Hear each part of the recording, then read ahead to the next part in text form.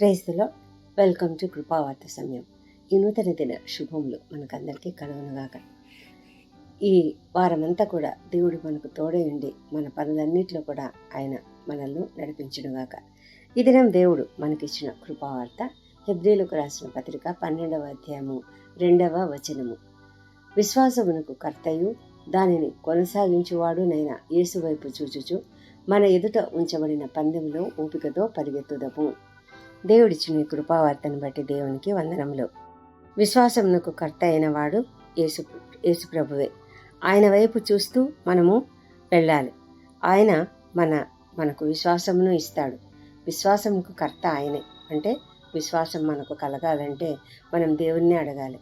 అదేవిధంగా ఆ విశ్వాసమునకు కర్త అయినటువంటి యేసు వైపు చూస్తూ మనం ముందుకు సాగాలి. ఎందుకంటే దానిని కొనసాగించేవాడు కూడా ఆయనే. అంటే మనం విశ్వాసంలో కొనసాగాలంటే కూడా దేవుడే ఆధారం. కాబట్టి దేవునిపైన మాత్రమే ఆధారపడి మనం ముందుకు సాగుతూ ఉండాలి.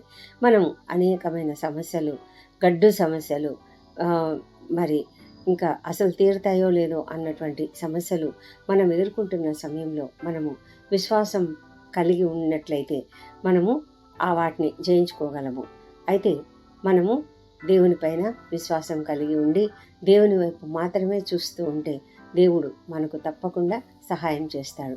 దేవుడు విశ్వాసం గలవారిని చాలా మెచ్చుకుంటాడు. మరి మొట్టమొదట్లో నోవహు అలాంటి విశ్వాసం చూపించాడు, హనోకు చూపించాడు, మరి అబ్రహాము చూపించాడు.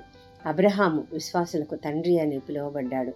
ఆ విధంగా అబ్రహాము ఒక గొప్ప విశ్వాసిగా కనిపించాడు.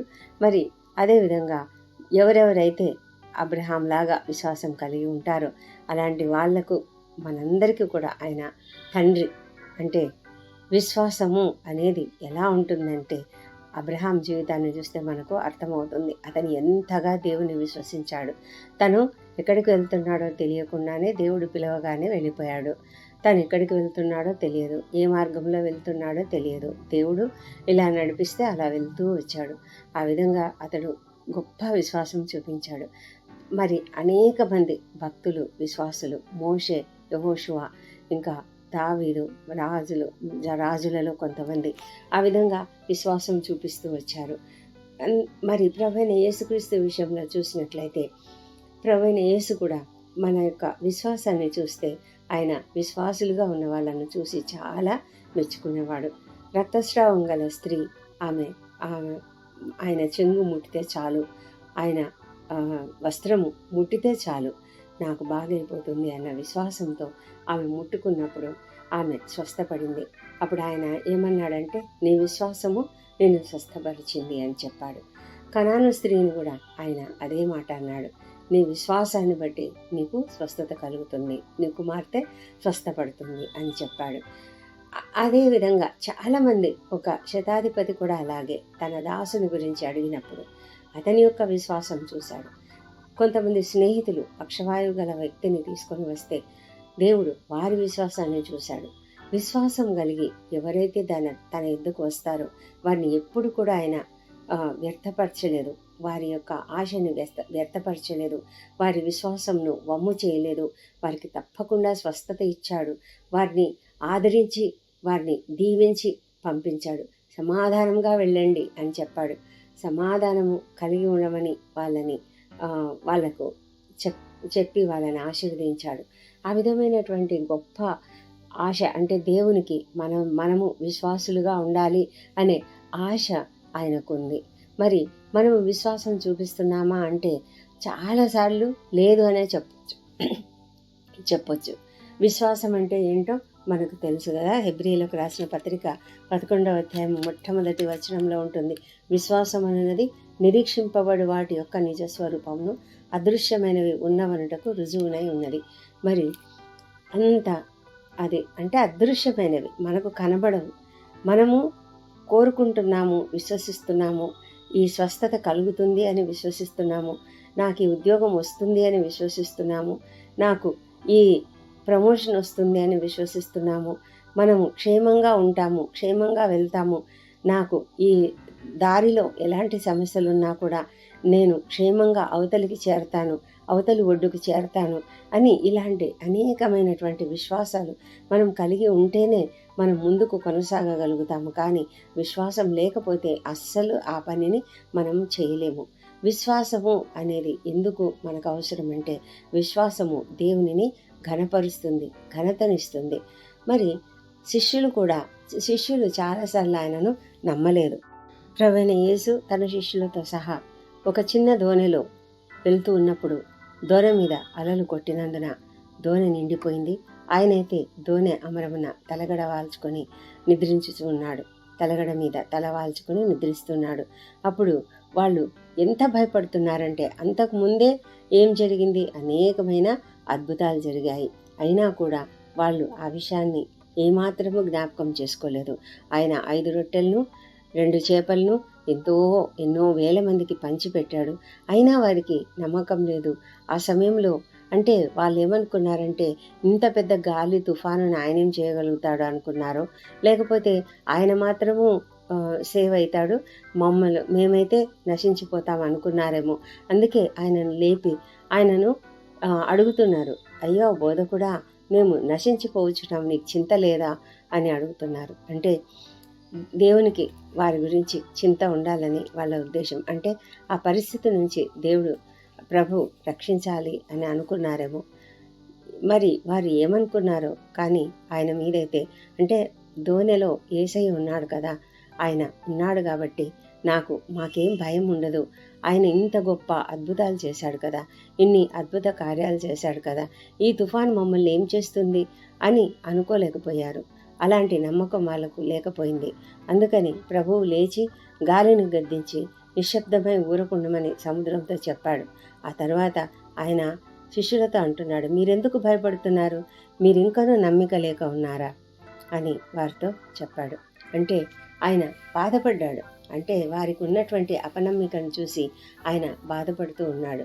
ఇంతకాలము తనతో కలిసి ఉన్నప్పటికీ కూడా వాళ్ళు ఇంకా తన యొక్క శక్తిని, తన యొక్క ఈ గొప్పతనాన్ని వాళ్ళు దైవత్వాన్ని గుర్తించలేకపోయారు అని ఒక బాధ ఆయనకు కలిగింది.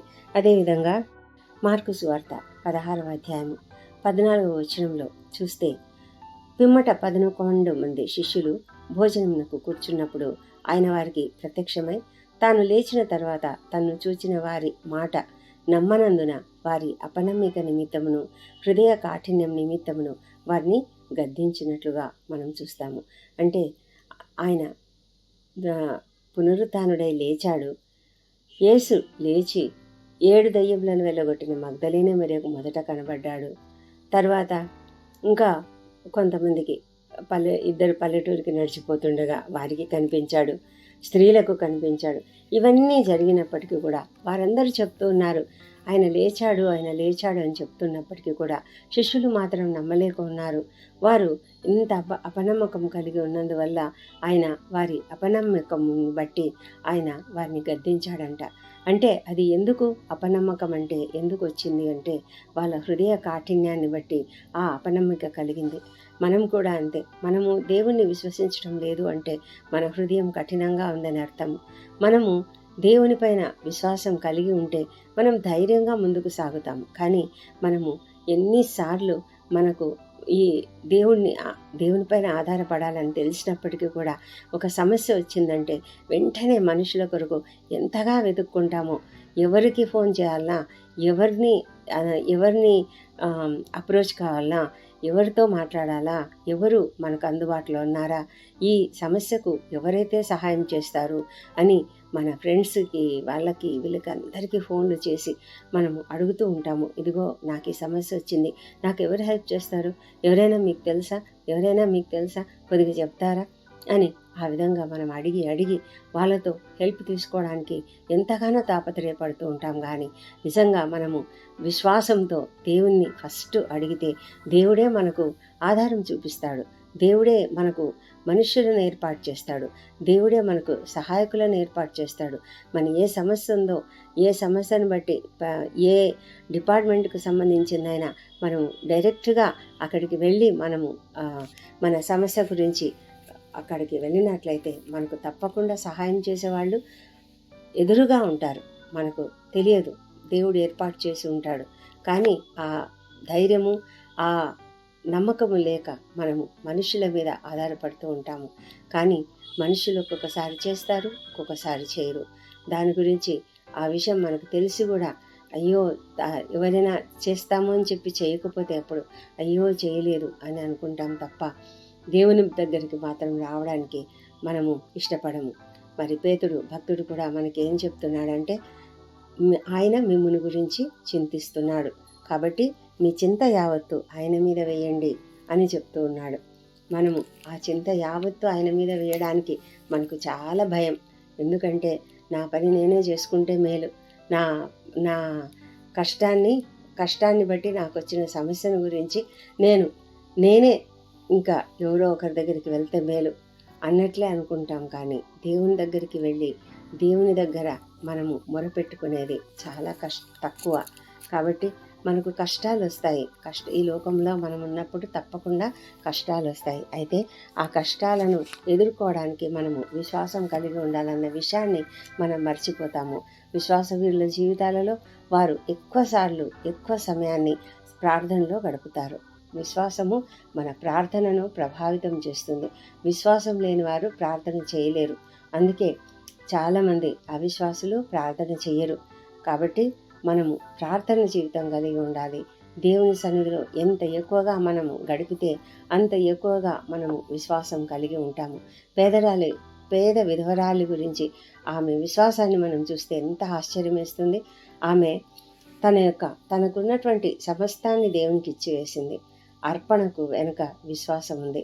మన ప్రార్థన వెనుక విశ్వాసం ఉన్నది. ఒక చిన్న అబ్బాయి దగ్గర 5 రొట్టెలు 2 చేపలు ఉన్నాయి.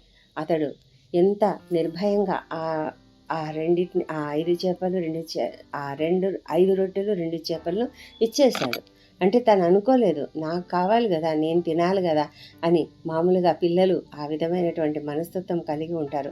కానీ ఆ పిల్లవాడు ఏ విధంగా విశ్వాసం కలిగి దానిని ప్రభువుకి అప్పగించేశాడో అతని ఆ చిన్న బిడ్డలో ఉన్నటువంటి ఆ విశ్వాసం మనకు అర్థము అయ్యేలాగా చేస్తుంది. కాబట్టి మనం విశ్వాసంలో ఎదగాలి. మన అర్పణను, మన స్వస్థతను, మన సమస్తమును కూడా ఈ విశ్వాసము ప్రభావితం చేస్తుంది. అందుకే ప్రభు తండ్రి అయిన దేవుడు అంటున్నాడు, నేను ఈ లోకానికి నా కుమారుని పంపిస్తాను. దేవుడి లోకంను ఎంతో ప్రేమించాను కాబట్టి ఆయన ఎవరైతే తన అద్వితీయ కుమారుని విశ్వాసం ఉంచుతారో వారందరూ నశింపక నిత్యజీవం పొందాలని ఆయన ఎంతగానో కోరుకుని ప్రభుని యేసుని లోకానికి పంపించాడు. మరి మన విశ్వాసం ఎక్కడుంది? మనము నిత్యజీవం గురించి ఆలోచిస్తున్నామా? మనము మన ఈ లోకపు విషయాల గురించి ఆలోచిస్తూ ఉంటాం. అయినప్పటికీ కూడా ఏది ఏమైనా ఈ లోకపు విషయాలైనా పరలోకపు విషయాలైనా ఏ విషయాలకైనా సరే మనకు విశ్వాసం అనేది చాలా అవసరం. విశ్వాసం అనేది చాలా ముఖ్యమైనది. విశ్వాసం ఉంటేనే మనకు నిత్య జీవము. మనము ఒక మొక్కను ఎక్కడ నాటుతాము? ఒక మంచి స్థలంలో నాటుతాము. అంటే దానికి అనుకూలంగా ఉండే వాతావరణం అనుకూలంగా ఉండేటువంటి ప్లేస్లో మనం నాటితే అప్పుడే ఆ మొక్క చక్కగా ఎదుగుతుంది. అదేవిధంగా మనము మన యొక్క విశ్వాసం ఎవరిపైన పెడుతున్నాం అనేది మనం గుర్తుంచుకోవాలి. మనము తండ్రి అయిన దేవుడు, ప్రభు అయిన యేసుక్రీస్తు వీరి మీద మనము విశ్వాసం పెడుతున్నామా లేదా అది గుర్తుంచుకొని మన విశ్వాసానికి కర్త అయిన వాడు ప్రభు అయిన యేసుక్రీస్తే ఆయన పైన విశ్వాసం ఉంచి ఆయనను చూస్తూ, ప్రభు అయిన యేసును చూస్తూ మనము ముందుకు సాగాలి. ఆయన దానిని కొనసాగించేవాడు. ఆయన మన ఎదుట ఉంచబడినటువంటి పందెం ఏదైతే ఉందో, అంటే మన యొక్క గమ్యం మనం చేరే వరకు ఈ దారి అంతట్లో మనకి ఎన్ని సమస్యలు వచ్చినా, ఎన్ని అడ్డంకులు వచ్చినా, ఎన్ని ఇబ్బందులు వచ్చినా, ఎన్ని కష్టాలు వచ్చినా కూడా వాటిని అన్నిటిని కూడా అధిగమించడానికి దేవుడు మనకు ఈ విశ్వాసం అనేటువంటి ఆయుధాన్ని ఇస్తాడు. ఆ విశ్వాసాన్ని మనం ప్రార్థనతో, విశ్వాసంతో విజయం పొందుకుంటూ ముందుకు సాగగలం. ఆ విధమైనటువంటి విశ్వాసం మనం కలిగి ఉండడానికి దేవుడు మనకు కృప అనుగ్రహించునుగాక. దేవుడి కృపావార్తను దీవించునుగాక. అద్వితీయమైన దేవ, సర్వశక్తిమంతుడా, నీకే స్తుతి, నీకే స్తోత్రం చెల్లిస్తున్నాం ప్రభా. అవును తండ్రి, విశ్వాసం లేకుండా మేమేమీ చేయలేం. విశ్వాసం లేకుండా ఎవరు కూడా దేవుణ్ణి చూడలేరు ప్రభా. మరి మేము నిన్ను ఎరిగిన వారమైతే, నిన్ను తెలుసుకున్న వారమైతే, మేము నీ పైన ఆధారపడి ఉన్న వారమైతే తండ్రి, మేము నిన్ను చూస్తాము, నీ యందు భయభక్తులు కలిగి జీవించగలుగుతాం తండ్రి.